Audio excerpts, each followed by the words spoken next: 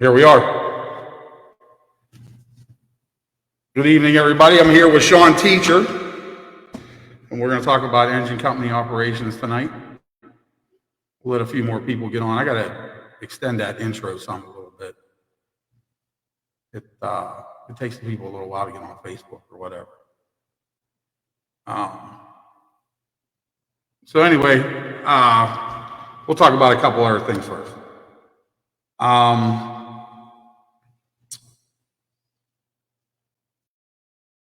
I don't know. What do you want to talk about before we get on? I had stuff and then I forgot. I'm thinking about the stuff we got going on over here. We got Pit My Patio here tomorrow at South Greensburg Fire Department. And it's over the weekend. It'll be on our Facebook page, the South Greensburg Fire Department page. But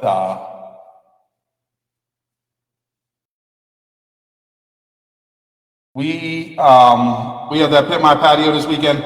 So you can come here tomorrow night to the fire station and pre-buy items that are here or whatnot. Is there nothing coming over there? Turn the reverb down. I got to teach the tech guys how to do stuff. Is that better? And he's trying to listen to it on three things.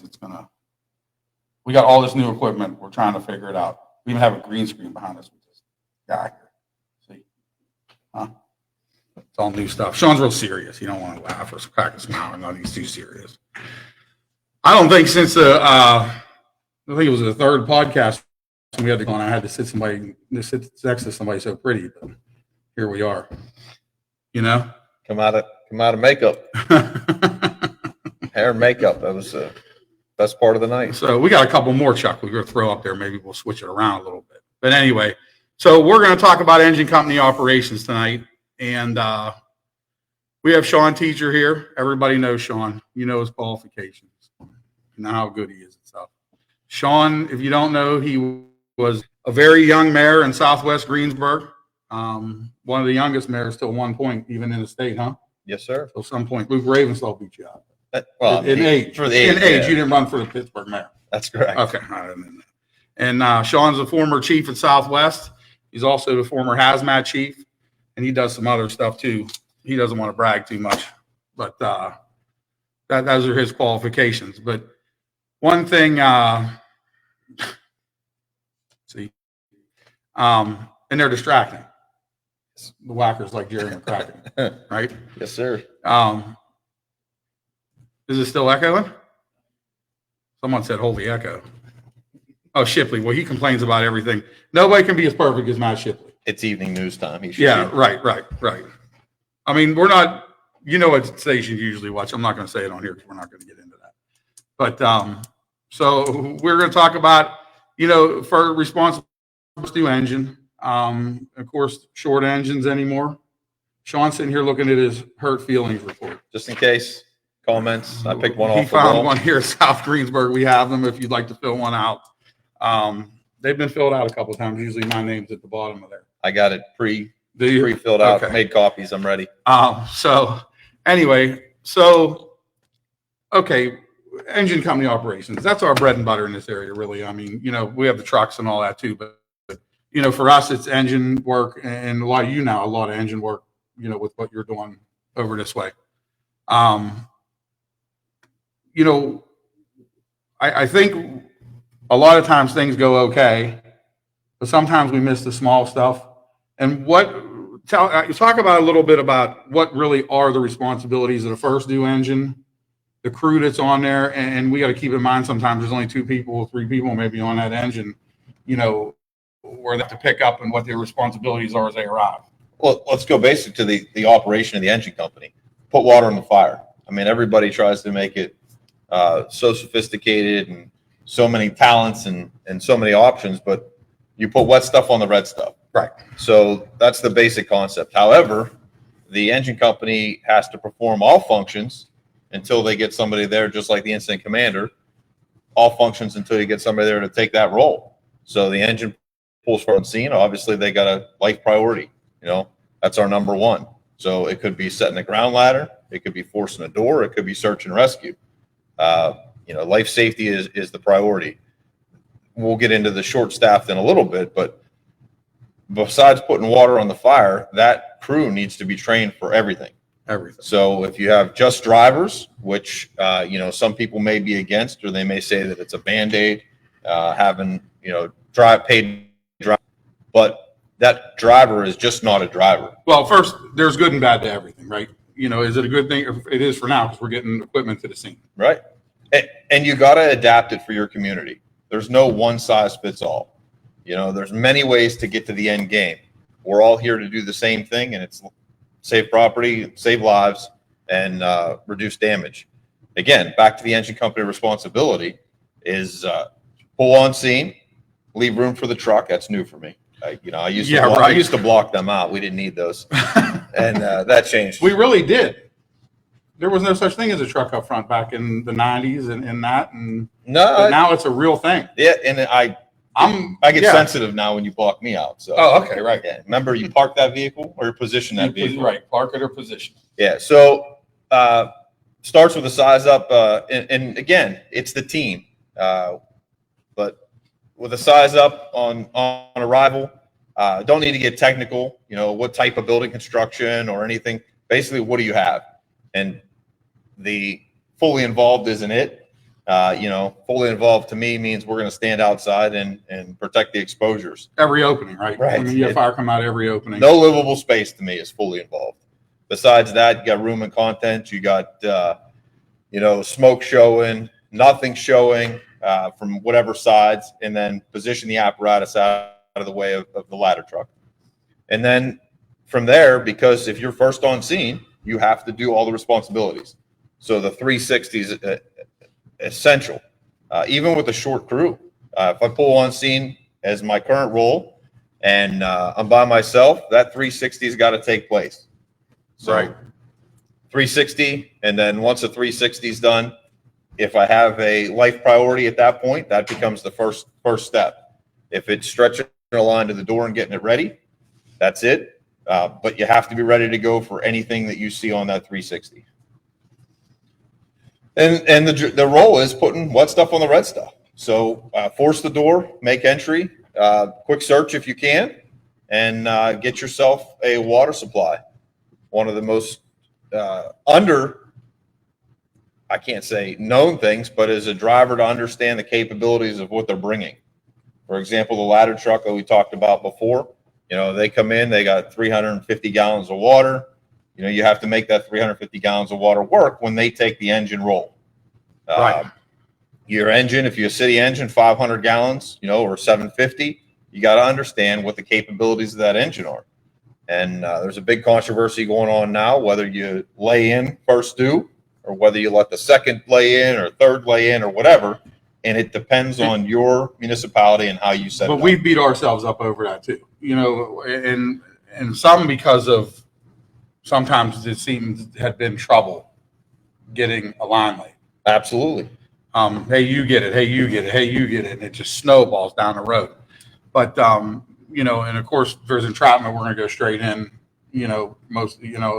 but if hey, there's nothing exposed, it's not blowing out windows, maybe we can drop our own line and in the boroughs and that, we're fortunate they're not that far. Yeah, I mean, if you look at the borough across the street, there's only 2 intersections in the entire borough. They don't have a hydrant. Right. So most of those incidents, that driver could honestly backlay themselves. And we are fortunate where we are right here because, and even over there, we have an engine and truck pretty close, and even a second engine out of the city usually getting here pretty fast, hitting into our town or over into that town or us coming that way too.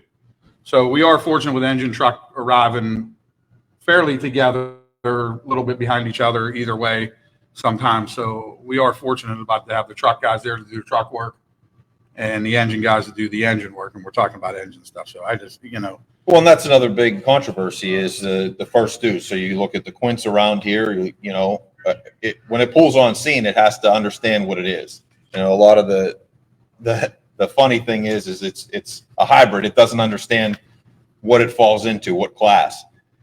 We'll just keep it clean so we don't hurt anybody's feelings. But of course. And then when it arrives, obviously it has to do the priority function. So life safety is still number one. If that's search and rescue, if it's no search and rescue and they're stretching a line, then it becomes an engine but it's always set in the truck position. So the next dude can take care of those truck rolls off of that quint. But on the engine side, you got to be prepared. You got to understand the capabilities of your apparatus. And that's the biggest thing for engine work. And it's not just the driver, it's the crew. And Shell, you make a good point. That you're right. That could be done too. We'll drop the line on the street. Next crew up can, next engine pulls in, they can make the connection. Absolutely. And again, there's not a one size fits all for this. Even communities different. There's a lot of communities that don't allow any of the members to drive to the scene. There's communities that allow members to drive the scene. Or my buddy Sean Fogel, for example, and Jeanette, it's worked for them. So why would you, talk bad against that operation if it works for you? And it's a matter of how can you trust your people? Are they parking in the middle of the street in front of the fire? Or are they parking, in a parking space? Or it's definitely a discipline, and it doesn't have to be just a firefighter. It can be the chief officers. Some guy with stickers on there usually parks in somebody's yard somewhere, finds his nearest yard, right? Has command on the front of it. Yeah. And again, nearest yard. That person in the short staff side of it may become my operator. Right. So they're needed too. But every municipality and every incident is different. There's not a SOG or SOP that you can pick up that says you got to follow this every time. It's always different, especially with what we don't know who we have and what we have. And even I know, and people will do seat assignments. You don't assign them to a person. You assign that seat jobs. Absolutely. That's one of the things that Billy and I argued at when he wanted to implement it. I didn't agree with it. I said it won't work in the volunteer fire service. And I ate my words because it takes the responsibility off that officer and the driver to have the crew not have to turn around and say, you're doing this, you're doing that, you're doing this. Right. So if you park your ass in this seat, you're doing this. So you better know what you're doing if you're going to sit in that seat. And they're filled in order. Right. So obviously if I have just driver, just driver fills all roles, right? And then if you just have that and an officer, and we started doing it. So the driver drives the truck, obviously operates the truck. That should be his role. And you normally have an officer in there. That officer now not only is his job to grab the tick, and be ready to go and have his tool in his hand. Now he may have to take the can with him too, or whatever, and sometimes you really know if you need to take a nozzle to the door right away, or maybe, we can get away with the can. You know what I mean? Absolutely. And again, every incident's going to be different. Right. You have somebody on scene, chief officer, somebody reliable on scene that says, hey, it's fully involved. And I know my capabilities of the engine is 500 gallons, 1 3/4 line. Right. Hold on. Go ahead. You talk. No, we're good. You're restricted down to what? Take your 500 gallons, divide it by 150 gallons a minute for that device, and you got 3.5 minutes or whatever you need. If we pull in and we're going to pull the 2.5, you got to take the 2.5, 250 gallons a minute, just a rough estimate, and your 500 gallons of water. You're down to a little over a minute by the time you fill the hose. Right. You pull in and you want to do the deck gun hit because we need to put it in check quick. You're going to have less than a minute of water, but you got to be effective with it. You're right. So, okay. So, some of that is the first new engine. There's a ton of responsibility, especially like I said, we're pretty fortunate here. We have another truck coming, either a truck or another engine getting there, where there's more manpower on there. And we also I do allow certain people to drive to the scene. They usually have gear in their car. I leave work during the day sometimes. It's a discipline. If it's a fire, there's a couple other ones that can get out of there if it's an actual fire and whatnot. So, and my retired guys that drive know they can look at the screen and say, oh, they're going, just get the engine on the road. We'll see you there. Absolutely. And that works for us. In some places that might not work, but it works for us. And then, the biggest thing, like you said, is life. So are we just taking a can and going with tools and searching? And you might be a one-guy operation. You pull up, hey, my baby's in there, my child's in there, my wife's in there. It's probably one of those ones where the can's not coming at first. I'm taking the 24-foot ladder by myself, pulling in, and you're setting the 24-foot ladder, you're making a vent enter search, you're putting the ladder for the occupant to make themselves out, or if it's a first floor, you're opening the opening and you're going to go in and do a search. You know, would I love the can to be there, but it's something that might slow me down. And there's something, when we didn't even talk about it, I didn't even think about it, but we touched on is VES, VEIS, whatever you want to call it. We overlook that a lot. Absolutely. First due engine, again, has to fill all the roles until somebody, just like the first arriving officer, first arriving person, they got to fill all the roles until they're assigned to somebody else. So that life safety or VEIS, whatever you want to call it, it needs to be done. I mean, I can remember a fire that I happened to come upon in a municipality that will remain unnamed that had an entrapment call. And when I arrived, the first due apparatus was a tanker with no ladder on it. Myself and the neighbor saw the occupant in the second floor window go back in. You know, from then on, I carried a 14-foot collapsible ladder in my personal vehicle because I never wanted to be in that position. So when you talk about the vent enter search, it comes back to that thing is everybody, even the engine crew, has to be capable of performing. Okay, and along with that is too, sometimes, and this is everybody, and it's happened probably to most people at one time or another. You pull up, fires blowing out the front of the house and a couple windows, that's what we're focused on. We're not focused on around the back where there's a bedroom or even the kitchen, somebody passed out in the kitchen. The tunnel vision. There's the fire. Let's go get the fire, and then everything else comes secondary. Again, it comes down to your department. You know, we have quick, fast people that get off the apparatus, their face piece on, like or don't like it, or believe in it or not believe in it.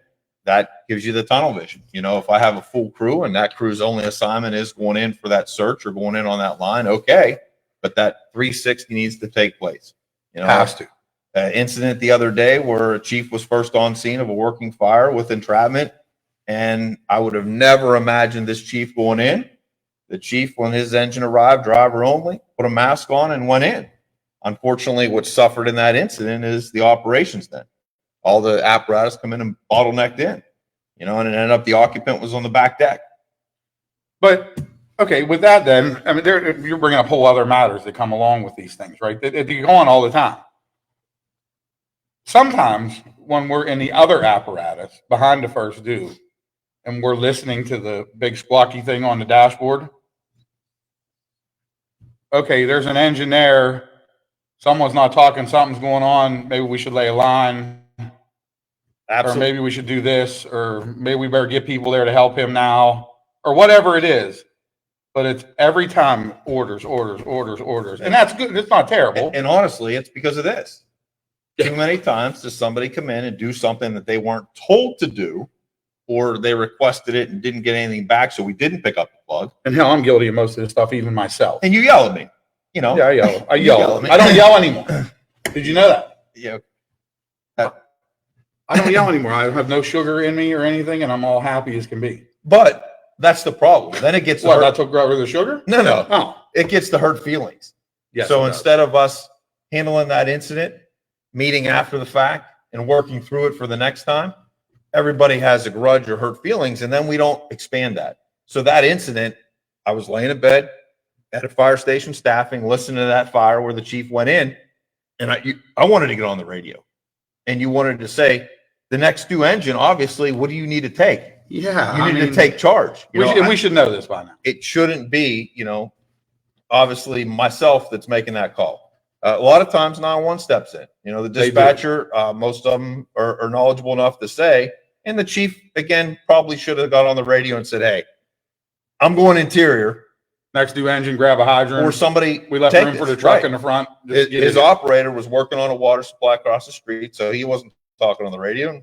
And honestly, on a normal residence, 2 engines in a truck, and you're in pretty decent shape to get operations underway the majority of the time.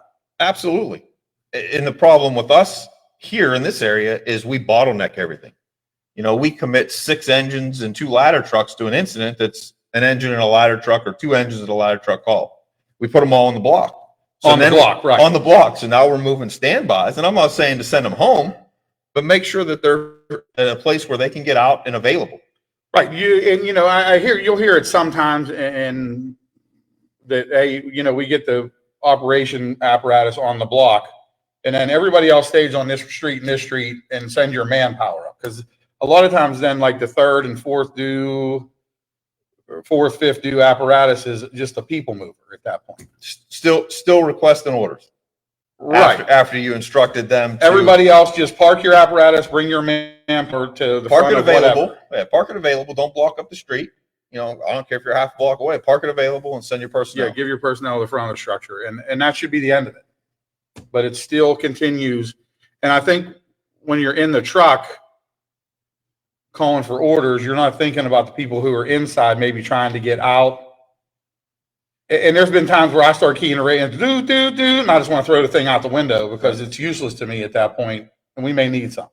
And it may be more beneficial for you at that point to switch back over, and at least in our area, to the command channel and call on scene, you know, so that they logged you on scene. They have a record that you're on scene, but then you walk face to face with the incident commander because they're like, oh, if I don't call on scene, you don't know I'm here. When you come up and talk to me in the front of the building, I'm going to know you're here. Right. Right. And these are things that'll still plague us to, you know, and we talked about when Gene Good was here about that, the radio business and all that. And, you know, every lieutenant calling in and chief and assistant chief. And, you know, and like I said, if it's your area, let the incident commander call in service. And then that way they'll get an update or whatever's going on. And he can get his hydrant locations even before arriving and then go about your business. But, you know, if the fire's here and you're 3 municipalities away calling yourself in service, you're chief, nobody really cares. It's not my incident, and you're a line officer. And it's not a piece of apparatus I'm waiting for. I really don't give a damn if you're coming or not. Just give me the truck there or some people. And when you talk to people, they go back to it's a liability thing. I got to make sure that they know it, so that if something happens to me, that it's it doesn't matter whether that transmission took place or not. I mean, today with our apps, if you put in service on the app, that should be sufficient enough for you. Right, and I can see that, of course, my people, and I'm enough to look. Oh, okay, they're going to get the truck. I don't have to come over here get the truck. I can go and do whatever I'm going to do. Absolutely, and do whatever stuff. But back to, and only because we're on the engine company, but back to the first due stuff. I really got an exposure to it now. At Southwest, I was spoiled that we had 2 or 3 people responding. Now, unfortunately, in the daytime, we're, as some people say, putting a Band-Aid on a gun wound, I think is the comment, but you know, on a gunshot wound, we're maintaining somebody's in service. But when you arrive and you get there, you are the short-staffed engine crew. So as we started talking about being prepared, is you have to have the apparatus and the equipment laid out for you every day at the beginning of the shift, just like you would do at a career department. Right. I'm reading this here. There's a couple of things, and we're getting more. This is a lot of stuff, and I'm not ignoring what you guys are saying, but I just wanted to hear these joint operating guidelines. Was that you sent me something about that the other day? No, or it was Callisti? Somebody sent me something about this joint operating guidelines the other day. That's all well and good in theory, but try to get some of the egos involved in that, and it becomes a real issue. No, absolutely. And I'm not saying here, you know, I mean, I could certainly across the way over here, it's not a problem. He and I could sit down and a couple people over there and a couple people here could get something figured out a little bit better. And I think the operations works well there anyway to begin with. But that is a real issue in some areas. Most certainly. And I think the consolidation is going to start helping with that. I think it's going to take, for example, 12 independent people that had their own thing and bring them under one. And hopefully that 12 now can come and talk to the 2 other ones beside them. Instead of having 16, we're down to 2 or 3. It's still going to be tough because everybody wants their own way and their own thing. But when I come to your house, we need to follow your rules. Yeah, right. No, there's no doubt about that. And everybody wants that. I don't expect to go over here and not follow their rules, or you come here and not follow. But at the same time, they should be about the same thing. End game. We're here for what? Right. Why are we Life here? Safety number 1, property conservation number 2. And that is the thing, and we all forget it because it's our kingdom. It's going to be our way or no way, and and like I said, I'm just as guilty as everybody else, and we all are at times.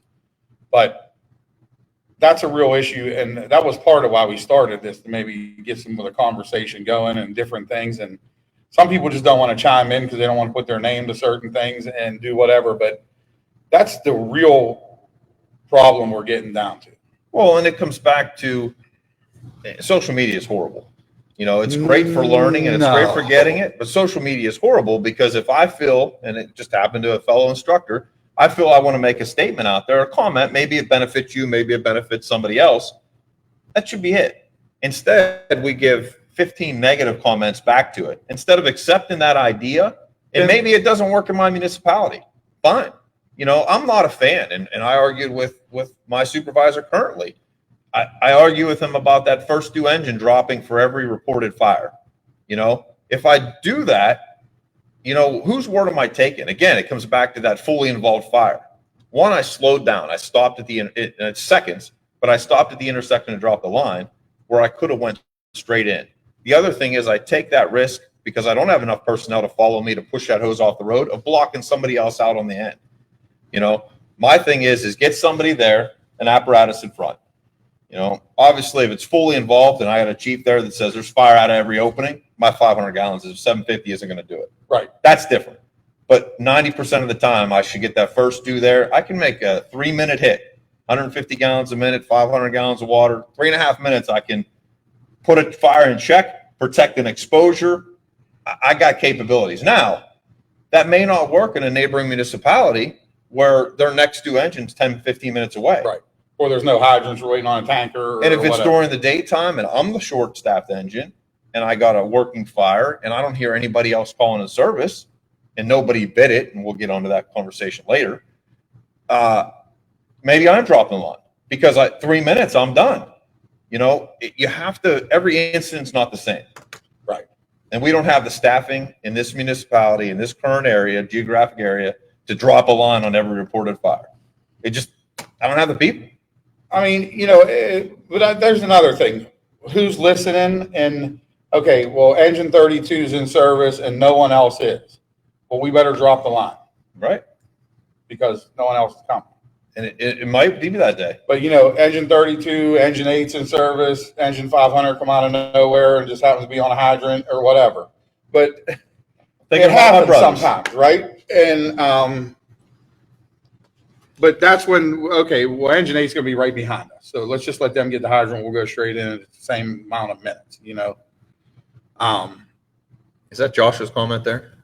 No, Josh. Oh, that's Bruce. Yeah. So there again, and that's exactly right. But the problem with that is, and Bruce's comment is that everybody needs to think for themselves. It is great, but the problem is somebody doesn't agree with what you did, so they holler at you. Now I have hurt feelings. Well, instead of, you know what, you were right. Here's why I did it, but I understand that you don't want to do that in your place. One way or another, there's going to be hollering on a fire ground. I mean, it's sometimes you just have to go around the block and, you know, around the house and it's gone. It's over. You know what I mean? We need to act like that fire scene is sand. And for me, it's over, right? We put the issue in the sand. Right. And leave it there. And then when the call's over, we take and wipe down the sand and it's over. And we can figure it out. That's exactly right. And, you know, I'm one to just, it happened. I forget it even happened. You know what I mean? Hey, look, you know, whatever the stuff gets said and then I'm done with it, you know. But you know, some we got to just drag it on for years. But so then we have short-staffed engines, right? That's becoming a big issue. So again, I think it's important to understand the difference between a driver only and a short-staffed engine or a crew. You're right, Michael, about that. Because the problem is we're lumping every scenario into the driver only.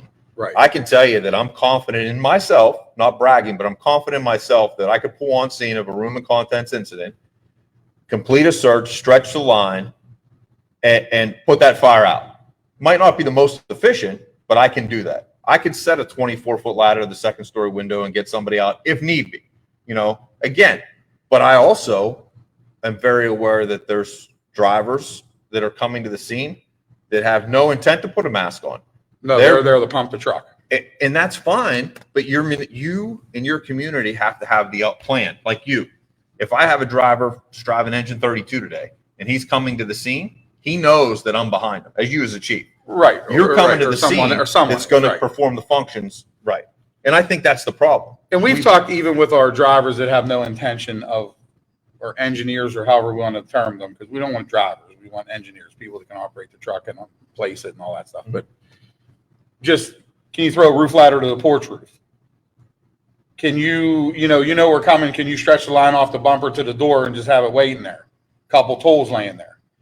A junior fireman, for Christ's sake, can get a tool off a truck and lay it by the front door. Or lay it in the area of the door. Incident across the state lines, as soon as that come out with the fatality of the adult and the child, one of the things I did in a department is I went back to, that I belong to in Indiana, is went back to all the just drivers that are older people that we need to get the apparatus out the door, is if you pull on scene and this is what you had, are you capable of taking the little giant and getting it to the window? The occupant may come out themselves, Right. But you have to have that plan. You can't just put that and say, well, we're good. We acknowledged we got something on scene.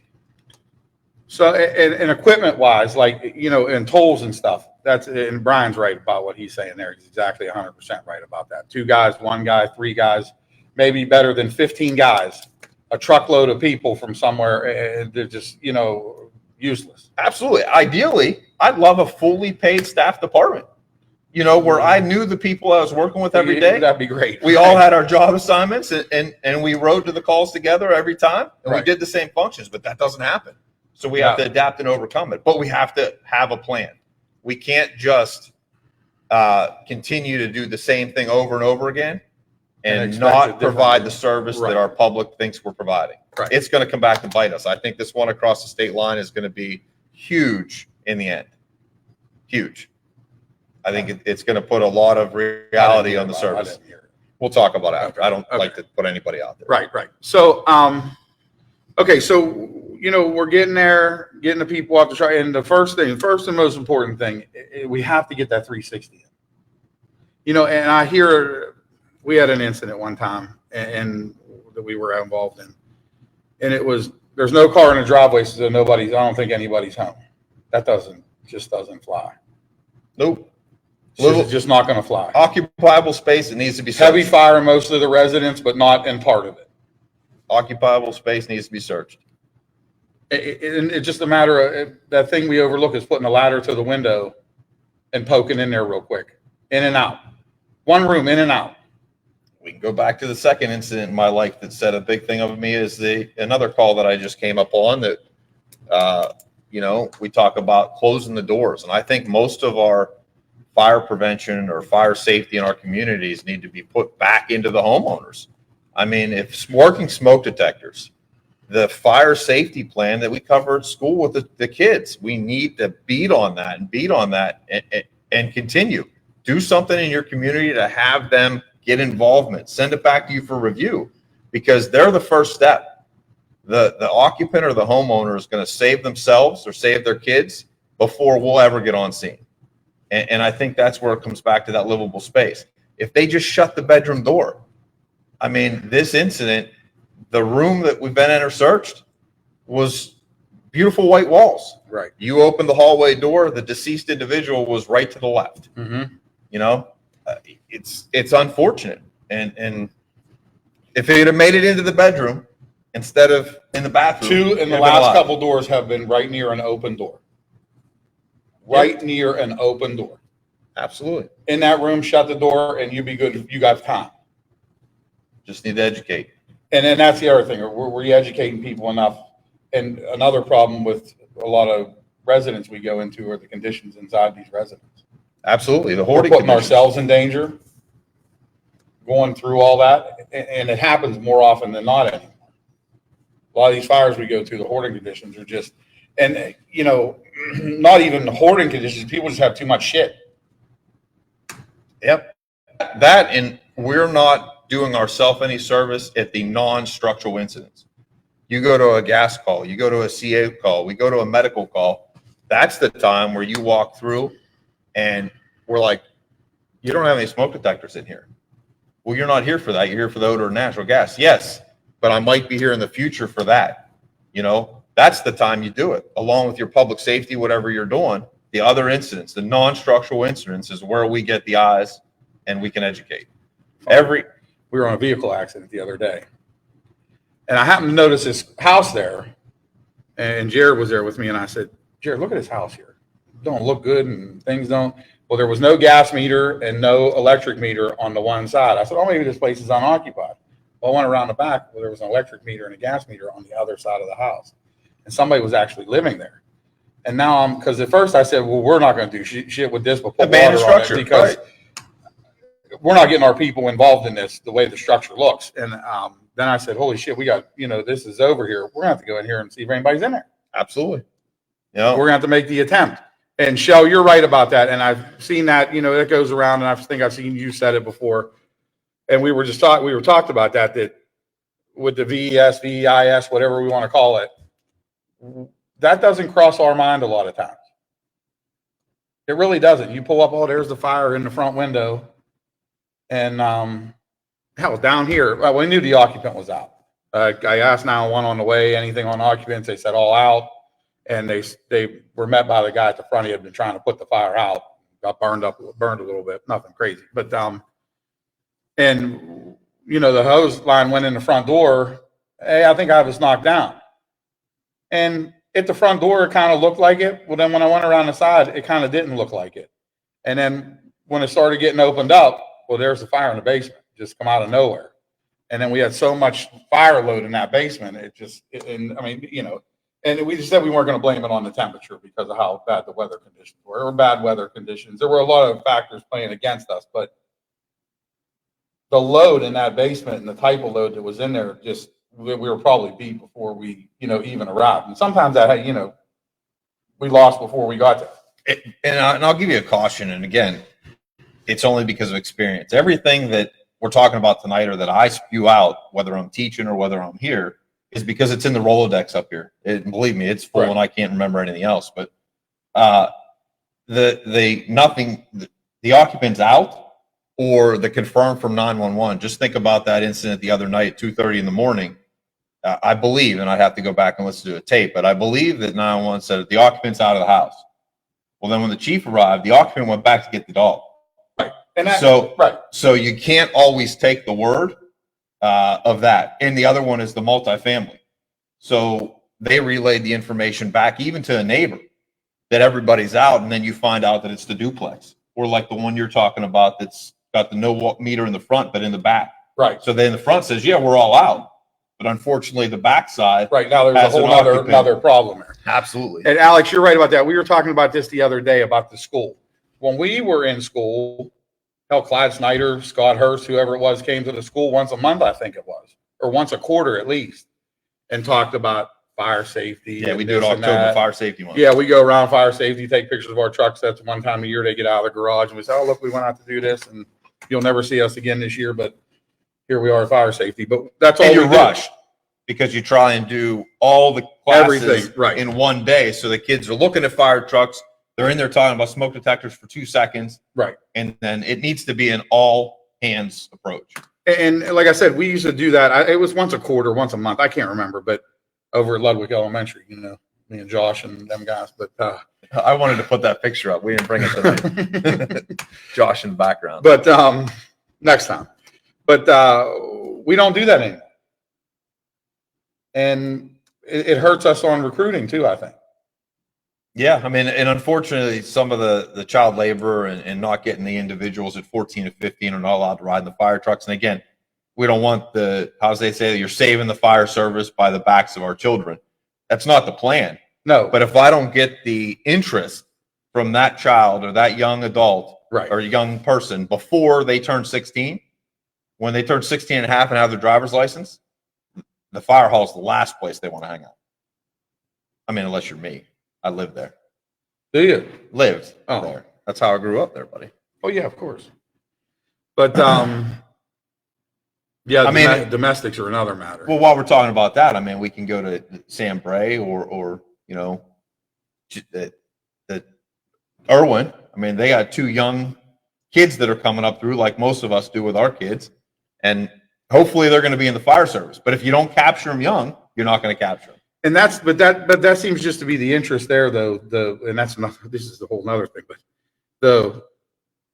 it's already members' kids. It's not the other kids in the fire service or just in the community. getting them into the fire service. Right. And these are things that'll plague us going forward we're not going to fix that here. I'm just sorry. No, but we started off on the engine company stuff, and We we did. venture down rabbit holes all the time. Every time in the firehouse, it don't matter. We get away off of, 41 minutes of venturing down the problems of the fire service. yeah, But back to the engine company stuff, only because that's the topic, That was and the if somebody idea, right. tuned in here tonight. If we can take anything out of here, again, this isn't an engine company class, but that just driver, that operator, and the entire crew needs to understand the capabilities of your engine. You need to understand the weapons that are on the engine. What line am I pulling for this size of fire? The easiest in pump class or whatever else, we're not going to get into that, is length times width divided by 3, and that's your fire flow. So a 10 by 10 room, 33 gallons a minute. If you think about a fire chief that's no longer with us, everybody made fun of their first line off was what? The booster line, right? Oh, it's unsafe. They're going to kill people. If it worked in that community, then it's fine, right? We allow people to go in there with 2.5 gallons of water. yeah. They at least have a 60, 80 to 100 gallon a minute booster line to put out the 33 gallon a minute fire in a room of contents fire. Now, I'm not saying I'm a promoter of that, but you have to adapt, like we started at the beginning here, for your community, your operations. But these things just go to these things, and I think about them, and they sometimes keep me up at night. When we pull into a fire, right? You got guys. Say you got a decent crew on the truck. Nighttime, you got 4 guys and 2 guys, and just 2 guys in the back, 2 up front, officer and driver, operator, and the 2 guys in the back. It's a great day. Why doesn't the officer jump off with his tool and a stick, hit the door with a can, and go to it? Everybody's out. You meet the residents in the front. Everybody's out. Just hit it with the can until the line gets in there. And if and this is not coming out of every opening. Oh, look, it's venting out of the corner there. It's just one room fire, it appears to be. And unfortunately, the goal of that officer, once you allow that to happen, is to go and put the fire out before the crew gets over the hose line. But the actual goal of the officer should be the 360, meet the occupant, the search. Right. If they come about the fire. In our perfect world, when the chief's not there first. Right. Pull the door shut, save the can, If you want to dump the can, great, but I can move faster without dumping the can and search more of the area. But it's isolating. I mean, and there's a million ways to go at it. And I think we just overlook a lot of it. Now Brian, that'd be great if we could do that. Absolutely. And I think it's been, there was something tried to get going here in our school district, and it just fell off. It was going around a little while, emails between and we have multiple municipalities that go to our school, to Greensburg Salem. And it comes down to funding. The program that you used to have was funded. Right. Now the program's not funded. So we don't have that that educator person that's allowed in the school. I'm not saying you're not allowed in the school, but. Well, this is a whole nother matter too, but right. I'm allowed in the school. Oh, now? Yeah, I was always allowed in school. I wasn't allowed in school when I was in school. After school, I was allowed. Usually I wasn't allowed. When I was there, they didn't allow me there, but I got you. Everything's okay now. I can go. But yeah, I mean, we try to get, we have Salem Township companies, city, 2 boroughs that are all one school district. And we don't go to school at all. We go to our daycares here and we don't go. No consistent program. Right. There's nothing that's there to follow along with the education, number one, and then getting people. But that sounds like they have a decent program going down there, and we just don't do those things. Absolutely. And it's unfortunate. I didn't scroll through. Is there anything else that we want to? I don't think. I don't want to leave anybody untapped. No, we don't want no reports coming in. Yeah, I'll have to fill it They'll out. be filing them on you. That's fine. And I'm available. Again, I appreciate, you bringing me in to talk about engine company stuff. That's where I started. That's basically, I love the work. I love that. I mean, truck's good. I'm not going to turn down any truck work. You like the engine though? You like the engine better? I like whatever's got fire involved. Oh. Could be on a roof, could be in an attic, could be on a hose line, whatever. That seriously? What's that? Thoughts on high pressure fog? Again, Matt, I'm not bashing anybody because in some areas it may work for you. You know, you're short on water supply, just like putting foam into the water for fire suppression. It's a surfactant, right? So, I mean, does it minimize the amount of water use if I'm shorthanded? It's got its place. It's Tools not in the toolbox. It's right? a tool in the toolbox. Well, while we're talking about that, we'll talk about another new thing that's out, and people are starting to pick them up. And I actually ordered one. These new hand nozzles. Okay. Have you used them? I have not. Have you seen them? I have. I mean, seen watching it. the videos Yes, and I have. whatnot? I think Scottsdale has them in service. They do. And I'm pretty sure Youngwood's getting them. And again, I have no problem with the tool in the toolbox, but are we proficient putting the fire out before we add another device? And I'm not saying you or them or anybody, but you know, tank Got guy. water. He can get water there. Got water. Jeremy, bring us water. But I have nothing against him. If it's a tool in the toolbox and it works for your department, that's fine. But what happens a lot of times is the trending thing. You know, FDNY does it, so I have to do it. You know, this instructor that's well known said it, so it's gospel. Well, let's get the basics down. And if I have the basics down and we understand the concept and we want to try a new tool in the toolbox, let's pull it out and try it. Now, would I go out and buy a nozzle for every device in my apparatus first? Probably not, until we prove that we can use it and it makes sense. Brian, you coming up? Make your way north? Absolutely. That'd be something, huh? We don't send transportation. You have to provide your own. They do have good makeup, though. Yeah. I'm not quite sure why they had me lay in the coffin over there to get my makeup done, but we won't talk about We that. use the mortician makeup. We won't talk about that. But so I was down at the show thing, and we had talked about it and looking at them. And I was down there, and I thought, you know what, might as well just. And I only bought the end. You know, we have breakaway nozzles now. We switched to breakaways, so I could just screw it on the end of there. And I was going to put it on a trash line on the truck. And If you go back, and I'm sure, you know, the biggest fan, as he said, I actually wore the shirt for him today. You know, he said he was my biggest fan, took off work today. But if you talk to him, that nozzle was around many years ago. Brett. Okay. Yeah, that nozzle was around many years ago. And again, no limo. Huh? No limo. No limo. Not yet. Maybe in a year or two. Brian, I'll come down and pick you up and bring you back. But Matt, the trendy gimmick, yeah. But you know, it looks cool, right? When you watch the video of it, it looks cool. But is it going to be effective? Just like the EV blankets, you know. Well, I looked at one of those, and I wasn't really. Well, you talk about the EV blanket; it has its place. Parking lot with a car that we have exposures. Parking garage, we have exposures. Burning in the middle of nothing around it. I don't know. Maybe until we get water there. It's not putting the fire out. Let's just start right there. It's got its place. It's When a tool in the I saw toolbox. it, it was on a car full of hay, and it didn't even put that out. I mean, as you applied water to it and you put a thermal camera on it, you can see the heat building back in there again. Yeah, right.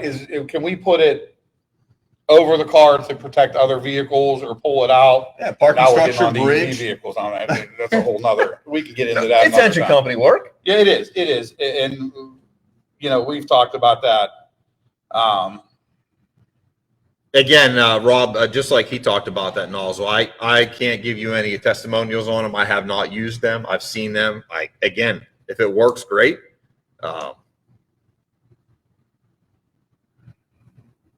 Man, too many words. Yeah, that's a lot of reading I for us. didn't have- Remember, we're volunteer firemen. We have a hard time reading. That's a lot of stuff right there, Noah. You figure that out. What's going on there? That's a lot of data reference back and use it. 25% of victims are found searching off the line. 3% of rescues were made after, and everyone report is out. Well, we said there's always that. Well, and let's go back to that. You said about on the line. So I saw a department post the other day about training younger members, and I was guilty of it myself when I started teaching, is the search or the hose line, where we take the hose line in the building and there's 4 people on the hose line and you don't take your hand off the hose line. You know, you're 4 little ants going in the room, 4 little ants coming out of the room. Same thing with the search, you know, hold the wall. Technology today, it's a tools, but we need to be quicker. You know, Yes. 4 of us don't need to be in the same pattern. No, and it's a sense of safety, right? When you're on the hose line, because where's it lead to? Back to the truck. There's too many times that I go to a fire and I have a younger crew that comes in, no smoke, and they're on their hands and knees. You know, you laugh, but we beat it into them. You know, it's the condition, but unfortunately, we have to say it's the condition is a condition. You know, just like the PPE thing. You know, you need to have all your PPE on all the time. My PPE is dictated by the condition I'm approached with, right? Sometimes it's not always easy. It's easier said than done. Sometimes. Absolutely. And I'm too damn old to be getting down on my hands and knees because I'm probably not getting back up. I'm gonna have to come down, roll down the front steps, and someone's got to help me up outside. So They I got sell a good one on TikTok. You want to know about the head nozzle with the pistol grip? okay, well, okay, listen. we're not Did marketing. you put that up there? We're not marketing or selling any device. Yeah, we're not selling anything, but Again, the problem is and we talked about it, you can't talk to people sometimes. Okay, I'm not going to offend anybody. I'm just going to say it. I don't like those pistol grips at all. I took them off every one of my nozzles. I think they hamper you. I think they get caught on stuff. I think they get in your road. And with the way we use nozzles now, and what do we set our trucks up for? Hey, one person's going to be on this hand line, right? So now I have a 50 PSI nozzle, 160 gallon a minute on some of my lines so that one guy can pull that and one guy can handle that line. they have their place, and if your tactics or you practice with it and it works for you, that's fine. But in my experience, again, I'm not beating on anybody, but the pistol grip brings them back to holding the nozzle. Yeah, too right close in to here and right. They have no room to maneuver the nozzle or use it. He's hiding his head over there. We caught him with a pistol grip in his hand one time. I'd shoot his ass out. You put the nozzle out in front of you, your hand's not on the pistol grip anyway. So to me, it serves no purpose. It's tough to put it in the stack of a Minuteman, you know. And I had a whole PowerPoint ready to go for it for lays and pulls. And again, it's what works for your municipality. Yeah, what you use is right. And right, everybody does it different. And I'm not a huge fan of the pistol grip. We had a couple, and I took them off, plugged them up, the holes up the way they were supposed to be plugged up according to the manufacturer. I'm with them. And like I said, with these lower PSI nozzles now, really don't need it. And it should be out in front of you. Shouldn't be holding it here. Nozzle should be nozzle. out to the point where I can maneuver it. Correct. So there's that one. Good one. Good thing you were watching that. That's why I put it over there on the TV so I could see, but I can't see it from there. My eyesight shot. But all right. Well, we're gonna wrap up. We are in 2 weeks. We're actually, and I got a call. I don't know what the answer was to my question to Giles, but we're going to talk to some junior firefighters about their thoughts. Mhm. Are we doing enough with them, or how do we get more of them? How do we? And I know there's so many distractions out today for young kids. I mean, and not only that, sports. School, 5 days a week. If you want to be in any sport in school now, that's 5 days a week. Right. Plays and band and Yeah, Girl Scout any cookies. activity. I shouldn't say Girl sports, Scout any cookies. activity.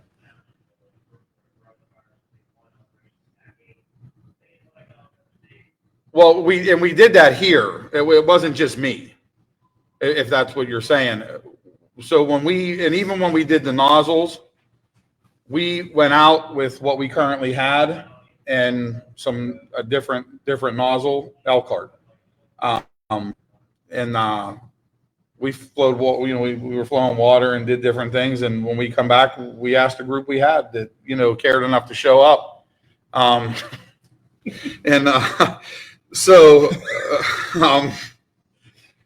mean, that's right. Fogle, I even gave you a shout out tonight. And I get, he's right about, I shouldn't be making the decision. And too many times that's what happens.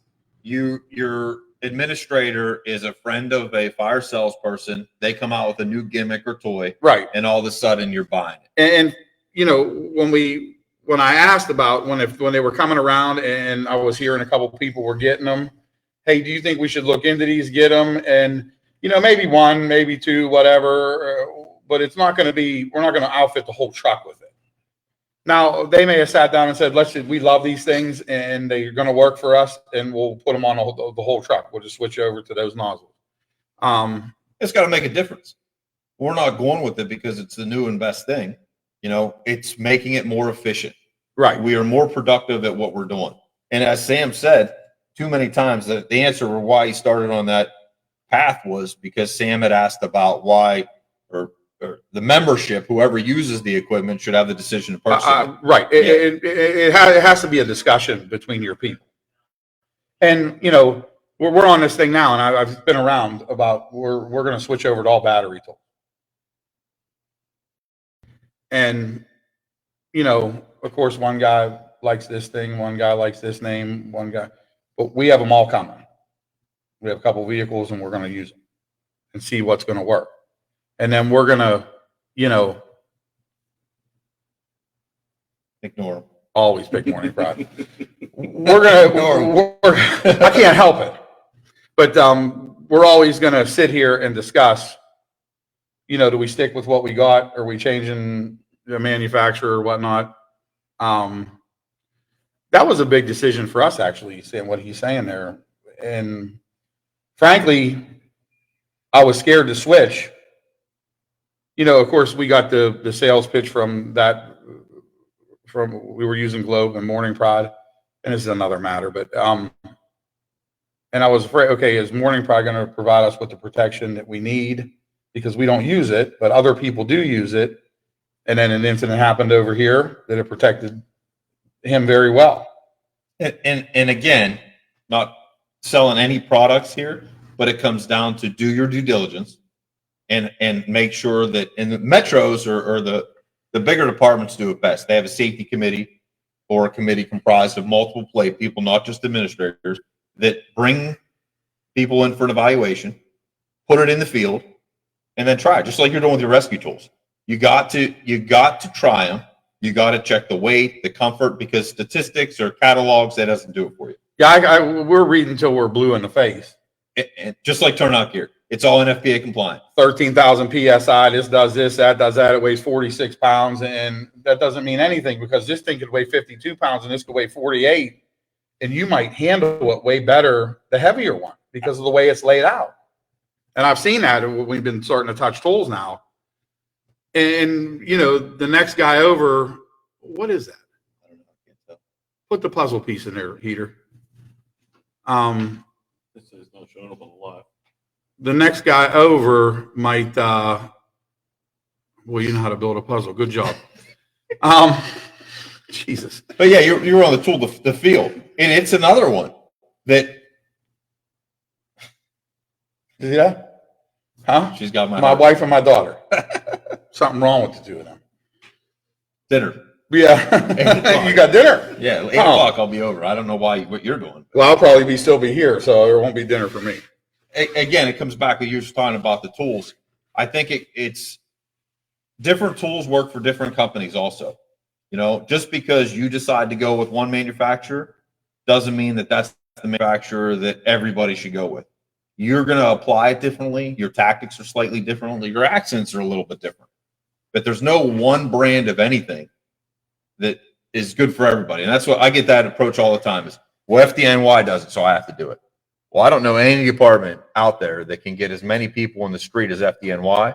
And so the tactics can't be the same. Now, okay, so you mentioned that before, the bigger departments do it right. But do you sometimes think that goes to the lowest bidder? The administrative side, absolutely. You know what I mean? And you have Absolutely. administrators that have no clue about what we're doing in the street that, not here, but, Just and picking Shell, on I people. read, you sent me a bunch of stuff on that, and I did pay attention to what Quit you picking said. on people on Facebook. Yeah, Brandon. bullies. But yeah, I honestly do. And unfortunately, some of that happens. I say the committee wise is the way to do it. But when it goes up to the admin and they do the purchasing, unfortunately, Yeah, the that's final say so or who cuts the PO. And us here, we're the committee and the admin on it, so So you- it's good, right? I mean, Yeah. as long as you don't have, and you can't have 30 people doing it, because you'll just go haywire figuring out. You get 4 or 5 decent people know what they're talking about, It's like building a fire truck. getting their right. I can't have 30 members of the department building a fire truck. No, Too many ideas. well, sometimes you just get somebody builds it and says, "Here's your fire truck." But where was something? There was something there. Oh, I wanted to mess with him a little bit. No matter what tool we buy, it won't be good enough for Matt Ship. There was nothing. You could give him $1 million and he'd bitch at you at what kind of bills you gave. Yeah, this one bill's dirty. Yeah. This whole stack. What am I going to do with these big bills? Can you break it down to ones? That's all I use. Right, you just can't make them happy. He needs one of these every day. So, all right, we chatted long enough. In 2 weeks, we are going to do, what's the date in 2 weeks? 27. The 27th of March. We're in March. We're going to talk with our junior firefighters and Brian Henry. If you want to make your way up here sometime, or we can put you on remotely also. Actually, we did that one other time, and we have a little better technology than when we started out here. This turned into like a studio here, huh, Sean? It is. It's We got impressive. the green screen back there and all that BS, and we can do all kind of different things. And Listen, there's I people. promised I'd do that. There's a real life hero right there. One you can never live up to his standards. Name dropping. Yeah, I mean, you can never be as good as that fella right there. But again, the episodes here and what you do, I appreciate it. You know, some people may think that it's just rambling on or different things that you bring on, but And it is, but what do we do in the firehouse? Just ramble on about stuff. and if it doesn't affect you, click it off. Yeah, Don't worry about it. yeah. Turn it off. If tonight's episode, you have some interest in it, click on it. If you want something on here or somebody on here, send it to them. And I think it's great to have a discussion. Well, right. I mean, and any of you guys that are, see, you give the guy a shout out and he calls you an ass, right in front of everybody. I'm gonna feel one of those feelings. Report out and turn it into Tommy, huh? But Is that Southwest ladder truck he's on? yes, it is. I was going to say, You remember that? You were operating the truck at it. Absolutely. Remember you broke my saw? That's not that. No, I don't remember. Yeah, oh, shit. A brand new saw broke it. But yeah. All right. But yeah, we can get you from down there. And any kind of expertise like that out of him. Sean's not going to be on every week. Just forget it, Matty. All right, you gotta let it go. He's almost 70 years old, for Christ's sakes. I am old. I am old. But all right, we'll see you in a couple of weeks. Sean, thanks for coming on. I do appreciate it. We've talked about this and finally got you here. And maybe we'll get you again sometime. So, And don't forget, pit my patio this weekend. put my patio. That's what keeps the lights on here. keeps the something's going out the door. Shipley loves this. You said Pierce? Pierce. You ordering Pierce next? I'll spread the rumors.